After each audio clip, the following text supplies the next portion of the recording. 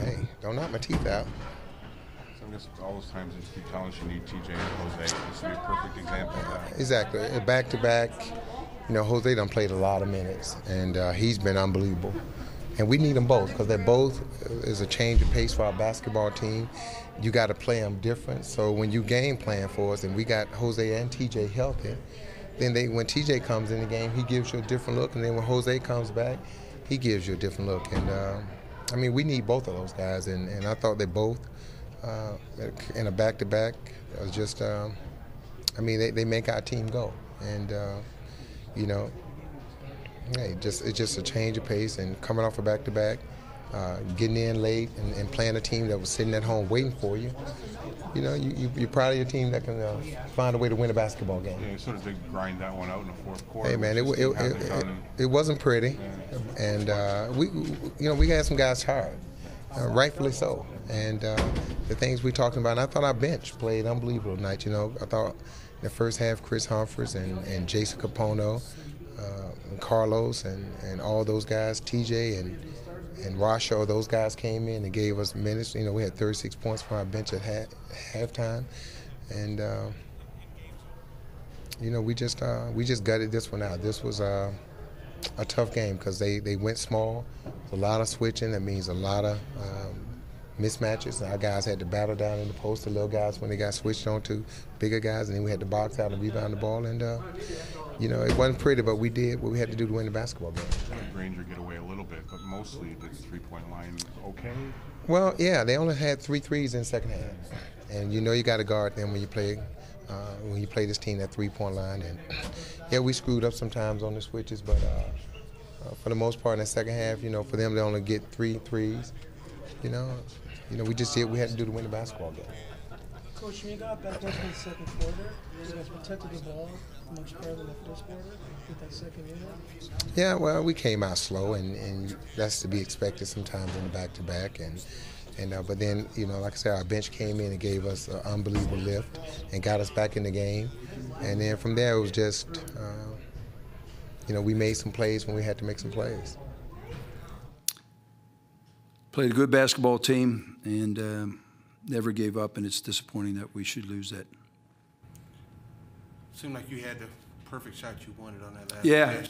Yeah, it just didn't fall. Didn't fall. So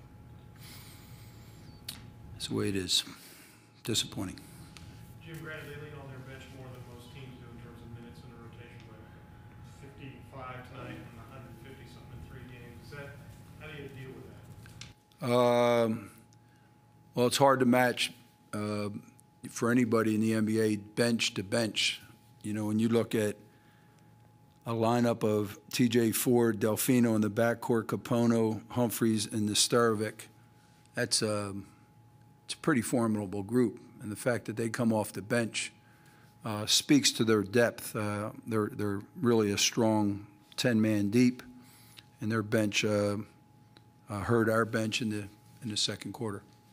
And other than that, we played them to a standstill. Sorry, I didn't mean to interrupt you. Looked like the three of the fouls Mike got were borderline block charges. You never know until you go and look at the tape. You look at the video, and if they're good calls, they're good calls. If they're bad calls, we send it into the league, but there's nothing you can do. It's a block charge is a judgment call. The main thing is that Mike sacrificed his body a number of times tonight and, stepped up and did what he needed to do, and the calls just did not go our way. Maybe my sight was seeing something, but did you guys play any zone out there? No. You didn't? Okay. I'm seeing things then. You are definitely seeing things.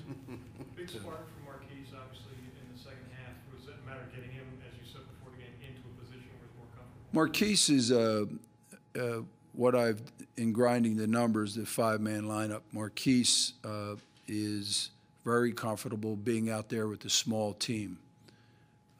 It opens up the court for us and allows him to do what he does best, which is penetrate and move, and he did that well tonight. We try to bring him off at the 2 spot to let him get warmed up prior to moving him to the 1 spot for a couple minutes. So he played the one spot about 9 minutes and did a nice, real nice job with 20 points. Real strong game for him, 3 steals. Coach, can you talk a little bit about the investigation, Hamilton County Sheriff's Office, into the alleged sexual assault at Marquis' house? No, he's not a suspect. He's fully cooperating. But what have you heard about it? Have you talked to him? Hey, Marquis, I haven't talked to Marquis, but he informed management, and we will let the legal process take care of itself. It doesn't involve Marquis other than it was at his house. You know, there are probably going to be some people out there, given the other things that have happened, who may question judgment and other things. Judgment on whose part? On the team or on How's that? I Marquis? don't see how that applies at all.